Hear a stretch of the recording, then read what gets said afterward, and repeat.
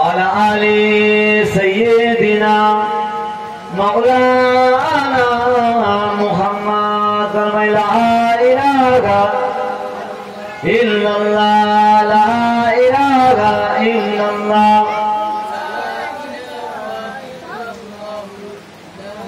আমাকে আপনাকে পরিবর্তন হতে হবে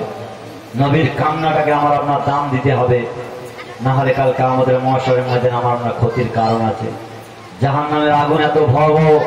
এতটা শক্তিশালী যে আগুনকে দুনিয়ার জমিনে 70 বার ধুয়ে দেওয়ার পরে সে যে পাহাড়ে রেখেছিল সেই পাহাড় পুড়ে 70 বার জমিনে জাহান্নামের নিচে চলে গেছে কত ভয়াবহ আমাকে আপনাকে পরিবর্তন হতে হবে সাহাবা আজমাইনা দিনের জন্য মার খেয়েছে বেলাল মার খেয়েছে খাব্বাব মার খেয়েছে সুমাইয়া মার খেয়েছে জায়েদ বিন দাসানা মার খেয়েছে আবু বকর সিদ্দিক রাদিয়াল্লাহু তাআলা তিনি মার খেয়েছেন ইসলামের জন্য দিনের জন্য এই তরুণেরা যুবকেরা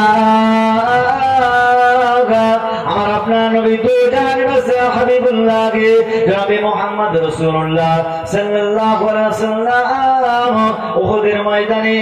নিজের দণ্ড মোবারকে শহীদ করেছিলেন এই তরুণেরা যুবকেরা আজকে কোরআনের জন্য হাদিসের জন্য সাহাবা আজমাইনা দ্বীনকে প্রতিষ্ঠা করার জন্য বেলাল আমার মা খেয়েছে আবু বকর মার খেয়েছেন ওমর মার খেয়েছেন উসমান গনি শহীদ হয়ে মারা গিয়েছেন আলী শহীদ হয়ে মারা গিয়েছেন খাব্বাব মার খেয়েছেন জায়েদ বিন দাসানা মার খেয়েছেন সাহাবা আজমাইনা মার খেয়েছেন এমনই করে বেলালের কথা আমি আপনি জানি আমার আপনার ইসলামকে মানার জন্য দ্বীনকে মানার জন্য অত শাস্তি খেতে হয়নি আমার আপনার নবী সাহাবা বেলালকে ইসলামের জন্য তোমার খেতে হয়েছে বাবা ইসলামকে ঈমানকে মানার জন্য কোরআনকে মানার জন্য আল্লাহকে মানার জন্য বেলালের এত শাস্তি হয়েছে বেলাল দুনিয়া জমিনেতে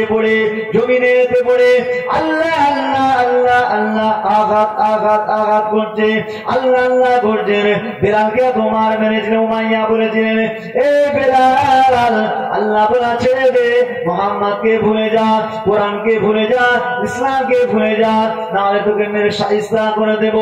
আল্লাহ বলা ছুটিয়ে দেবো ওই সময় বেলাল আল্লাহ আল্লাহ করছেন আঘাত করছেন উমাইয়া শোনে না বেলালকে নিয়ে এমন শাস্তি নিয়েছিলেন এ মায়েরা জোয়ানেরা যুবকেরা তরুণেরা আপনাকে ইসলামকে মানার জন্য এতটা মার খেতে হয়নি এতটা শাস্তি খেতে হয়নি বাবা বেলালকে এত মার মেরেছিলেন আবু সুফিয়ান উতবা উতাইবা সাইবা আবু জেহেল মক্কার জমিনে কুফারে কুরাইশরা এমনই করে শয়তানেরা বেঈমান বেদিনেরা কট্টর নেতারা বেলালকে এত মার মারতেন এমনই করে মারতেন পরাক্রমে বেলালকে নিয়ে একজন মারা শুরু করতেন গায়ের ইচ্ছা মতো মারা হয়ে গেলে অপরজন বেলালকে মারতেন সাইবা মারতেন সাইবার মারানেন এমনই করে উতবা মারতেন উমাইয়া মারতেন বেলালকে এত শাস্তি দিতেন জমিনে পড়ে আলাদা করতো আল্লাহ আল্লাহ করতেন বেলালকে দিনের বেলা মক্কার মরুপ্রান্তরে নিয়ে শুয়ে রেখে দিতেন বড় বড় বাড়িতে ওই বাড়িটা মক্কা মদিনা যারা হজে গিয়েছেন উমরাতে গিয়েছেন গরমকালে মক্কার বাড়িটা এত গরম হয় ওই গরমের উপর যদি আপনি একটা পোড়ার উপরে গরম ডিম বসিয়ে দেন তেলে দিয়ে ওই ডিমটা রোদেতে ভাজা ভাজা হয়ে যাবে মক্কার জমিনেতে বেলাল ইসলামকে মানার জন্য বাবা বালুর উপরে শুয়ে রেখে দিতেন শুধু তাই নয় পেটের উপরে বুকের উপরে একটা পাথর ভারী পাথর রেখে দিতেন সারাদিন আল্লাহ আল্লাহ করছেন আরাধনা করছেন আজকে যদি বেলাল না মার খেতেন ইসলামের জন্য সুমাইয়ার গালে বাড়ি ঢুকিয়ে শহীদ করে দেওয়া হয়েছে খাব্বাবকে ছুঁড়ে চড়ানো হয়েছে জায়েদ বিন দাসানাকে হত্যা করে দেওয়া আছে কতল করে দেওয়া আছে সাহাবা আজমাইনা যদি ইসলামের জন্য বিবিকে বেআনা করতেন বাচ্চাদেরকে ঘৃণা করতেন নিজের সামান্য অল্প জিন্দেগি জিন্দগিতে দুনিয়ার সুখ শান্তি ত্যাগ করে দিয়ে বাবা আল্লাহর জন্য রাসূলুল্লাহর জন্য শহীদ হয়ে মারা গিয়েছেন। তার কারণে আমরা এতটা সুখে আছি বাবা। তারা যদি মনে করত ইসলামের জন্য কিছু করব না, কিছু করব না, তাহলে অনেক লোকসান হয়ে যেতেন। আজকে সাহাবের কাছে দুনিয়াটা বড় ছিল না, সাহাব আজমাইনের কাছে ইসলামের আদর্শটা বড় ছিলেন।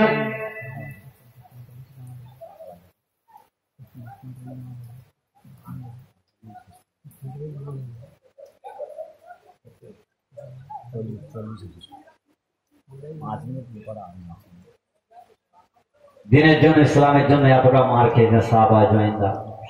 এই তরুণেরা যুবকেরা আজকে বাবা ইসলামের পথে আমাকে আপনাকে ফিরে আসতে হবে, কোরআনের পথে ফিরে আসতে হবে। হাসরে মাসরে ময়দানে এমনই করে সাহাবা আজমাইনরা থাকবে, নবী আলাইহিস সালামরা থাকবেন। সকল নবীরা বলবেন আল্লাহ পাক আমার কি হবে, আমার কি হবে, ইয়া নাফসি করতে থাকবেন। কিন্তু একমাত্র নবী আমার আপনার নবী, শেষ জামানার নবী, ফাতেমান নবী, ইমামুল আম্বিয়া, সাইয়্যিদুল মুরসালিন, আমি আল্লাহ আব্দুল্লাহ দুলাল একমাত্র আল্লাহ পাক আমার গুনাহগার উম্মতের কি হবে, একমাত্র আমার আপনার নবী উম্মতের জন্য কাঁদবেন। মায়ের পেট থেকে জন্ম করার পর দুনিয়া আসার পর থেকে উম্মতের কথাটা শিশুকালে মরেছে, দুনিয়ার জমিন থেকে বিদায় নিয়ে চলে যাচ্ছেন, ইন্তেকাল হয়ে যাচ্ছেন। আল্লাহ পাক আমার উম্মতি বড় গুনাহগার, আমার উম্মতি বড় সাকার।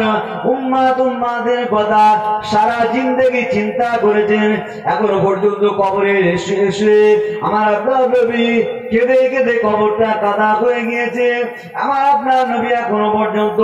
কবরে উম্মতি করছে। তাহলে হাসরে মাহশরে ময়দানে আমার আপনার নবীকে যখন সর্বপ্রথম তোলানো হবে, হাসরে মাহশরে ময়দানে সবার আগে আমার আপনার প্রিয় হাবিবকে কবর থেকে তোলা হবে। তোলার পরে দেখা যাবে মাথা থেকে শরীরে এমনই করে কাদা ধুলাবালি লেগে আছে। সেই নবীর উম্মতি আমি আপনি হয়েছি। আমাকে আপনাকে